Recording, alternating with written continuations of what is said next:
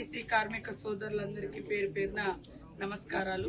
దయచేసి మీరు చేస్తున్నటువంటి సమ్మె ఏదైతుందో దాన్ని విరమించుకొని మరి ప్రభుత్వం ఏర్పాటు చేసినటువంటి కమిటీతో చర్చలలో కూర్చోవడంతో చర్చల ద్వారా మాత్రమే సమస్య పరిష్కారం అవుతుంది.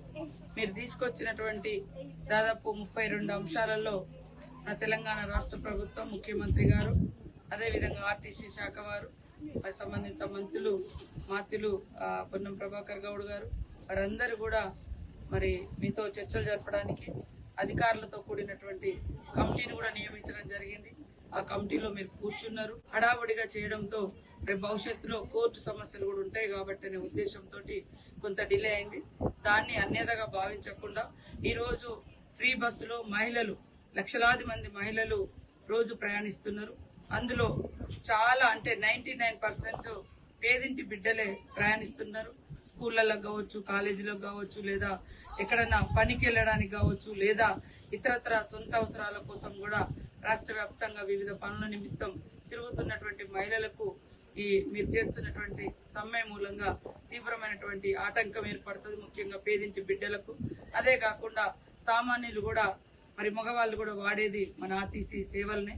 వీటిని దృష్టిలో పెట్టుకొని మీరు ఇచ్చినటువంటి 32 అంశాలలో దాదాపుగా 29 డిమాండ్ల పట్ల ప్రభుత్వము సానుకూలంగా ఉంది. అవి పరిష్కరించుకునే దిశగా చర్చలలో ఉండడం మూలంగానే పరిష్కారం అవుతాయి. కాబట్టి మరి ఈ రోజు కొంతమంది ఫ్రీ బస్ అంటే వ్యతిరేకిస్తున్నారు, చూస్తా ఉన్నాం.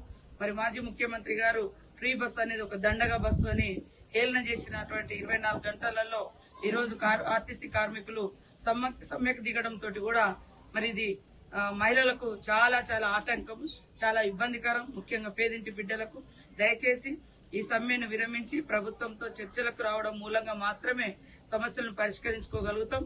ఈ ప్రభుత్వం ఉద్యోగుల ఫ్రెండ్లీ ప్రభుత్వం. సమస్యలను వినడానికి ఎప్పుడు కూడా మంత్రులుగా మేము గాని, శాఖ సంబంధిత అధికారులు గాని, ముఖ్యమంత్రి గారు గాని అనేక సందర్భాల్లో మీరు ఉద్యోగులంతా ఏర్పాటు చేసుకున్నటువంటి జేఏసీతో కూడా కూర్చోవడం జరిగింది. ఉద్యోగులకు ప్రతి నెల మరి గవర్నమెంట్ ఉద్యోగులకు అందరికీ కూడా, మీ అందరికి కూడా గతంలో జీతాలు ఎప్పుడొస్తే తెలియని పరిస్థితి. కానీ ఈ రోజు 1 తారీఖు కల్లా జీతాలు కూడా పడుతున్నాయి. వాటన్నింటిని దృష్టిలో పెట్టుకొని ఈ సానుకూలమైన ప్రభుత్వానికి తోడుగా ఉంటూ మరి రాష్ట్రంలో ఉన్నటువంటి సామాన్యులకు, మరి ముఖ్యంగా పేదింటి ఆడబిడ్డలకు ఉచితంగా ఏర్పాటు చేసినటువంటి బస్ సౌకర్యానికి ఆటంకం కలిగించకుండా సహకరించి సమ్మె విరమించి చర్చల్లోకి వచ్చి సమస్యను పరిష్కరించుకోవాల్సిందిగా పేరు పేరున మా ఆర్టీసీ కార్మిక సోదరులకు విజ్ఞప్తి చేస్తాము.